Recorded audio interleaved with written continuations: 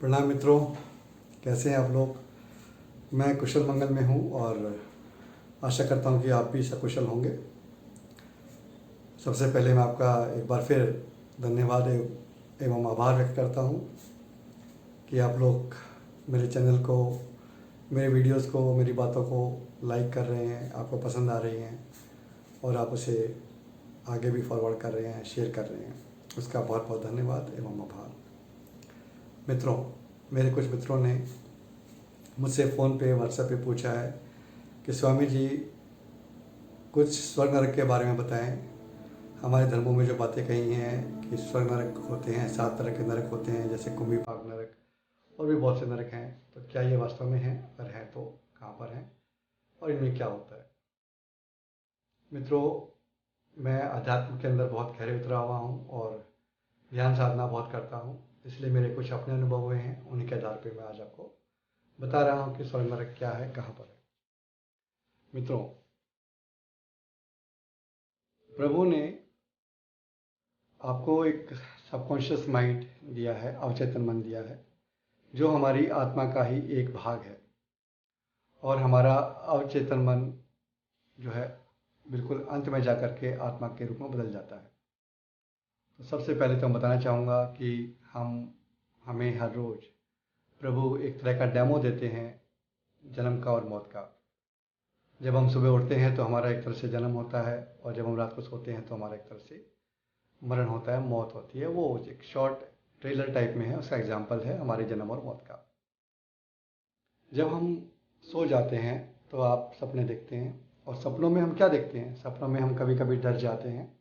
हम देखते हैं सपने में, मान लो हमने देखा कि कोई आदमी हमारे पीछे भाग रहा है, उसके हाथ में चाकू है, छुरा है और हम डर के मारे अपनी जान बचाने के लिए भाग रहे हैं और अचानक हम नींद से जाग जाते हैं तो हम क्या पाते हैं कि हमारे शरीर पे, माथे पर पसीना आ गया है, शरीर पे पसीने की बूंदें आ गई हैं।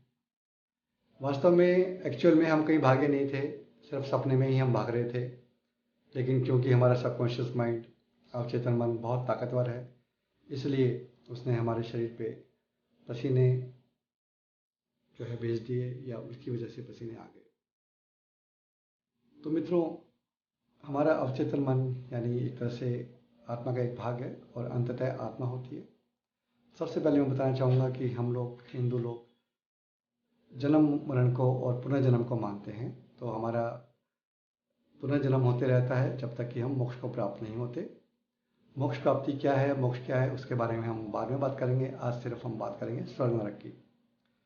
तो सबसे पहले मित्रों बताना चाहूँगा कि जब हम, कोई भी व्यक्ति, जब उसका अंत समय निकट आता है, जब वो मरने के करीब होता है, तो अंत में अगर इस संसार की कोई भी इच्छा या वासना उसकी बाकी रह गई है, जैसे कोई आदमी चाहता था कि उसके जीवन में धन हो और धन नहीं हो पाया किसी वजह से भी, या कोई व्यक्ति चाहता था कि वह पूरे संसार में घूमे और वो नहीं घूम पाया, किसी तरह की भी वासना जो उसकी पूरी नहीं हुई है इस जन्म में, वो वासना, उस वासना की वजह से, उस वासना की जो इच्छा है वो उसके आत्मा के ऊपर एक संस्कार छाप देती है और उस संस्कार को लेकर के उसकी आत्मा जब मौत होती है तो इस शरीर से निकल जाती है। यानी अगर आपके पास मरते समय कोई भी इच्छा या वासना या कुछ करने का मन में रह गया है तो आप अगला जन्म अवश्य लेंगे। जब आप बिना इच्छाओं के मरते हैं तभी आपको मोक्ष प्राप्त होता है। एक भी इच्छा बाकी ना रहे तो तभी आपको मोक्ष प्राप्त होगा, नहीं तो आपको अगला जन्म लेना पड़ेगा। तो जब व्यक्ति मरते हुए कोई इच्छा रखता है तो उसको अगला जन्म लेना पड़ता है। अब मरने के बाद हमारी आत्मा शरीर छोड़ देती है और दूसरा शरीर धारण करने से पहले ये शरीर छोड़ दिया और दूसरा शरीर भी मिला नहीं, तो इसके बीच में कुछ समय, कुछ अंतराल उसे व्यतीत करना होता है इसी लोक में, मृत्यु लोक में ही। तो जब शरीर छोड़ दिया ये वाला और अगला शरीर मिला नहीं, तो जो समय हम बिताएंगे, जो हमारी आत्मा बिताएगी, उस वक्त वही सपने की भांति उस वक्त जीवन होता है। तो यदि हमने इस जन्म में अच्छे कर्म किए हुए हैं तो हमें उन कर्मों की याद आएगी, और अगर हमने बुरे कर्म किए हुए हैं तो हमें बुरे कर्मों की याद आएगी।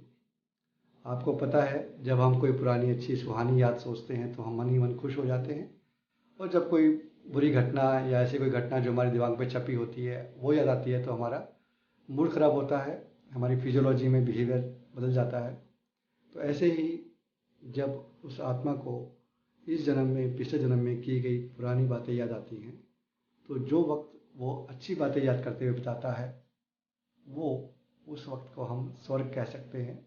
और जितने वक्त उसको कोई गलत बात, नेगेटिव बात, कोई बुरी घटना याद आती है और उसका मन दुखी होता है या वहाँ पर उसको दुख महसूस होता है, उसकी आत्मा प्रसन्न नहीं होती, तो वो वक्त, जितना वक्त उसने उस दुख में काटा या उस अप्रसन्नता में काटा, जब तक उसको पुरानी बात याद आती रही, बेकार घटना जो अच्छी घटना नहीं थी वो याद आती रही, तब तक जितना समय उसने काटा उसे हम नरक कहेंगे। यानी मौत के बाद इस जन्म, इस शरीर को छोड़ने के बाद और अगला जन्म लेने से पहले व्यतीत किए गए समय में हमारी आत्मा की क्या अवस्था थी, सुखमय थी या दुखमय थी, वही निर्धारित करता है।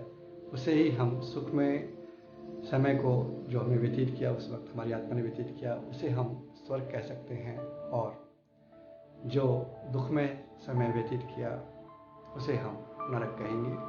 बाकी कहीं पर भी कोई यमराज, कोई यमदूत, कोई चित्रगुप्त, कोई धर्मराज, ऐसा कुछ नहीं है।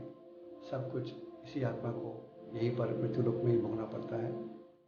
और यही मेरी स्वर्ग की अवधारणा है। हो सकता है कि आपको ये बात शायद समझ में ना आए या आपका मन उसे स्वीकार ना करे, तो कोई बड़ी बात नहीं है, कोई बात नहीं, जैसा आप चाहें वैसा मान सकते हैं। पर मेरे अनुभव में ये बात आई है।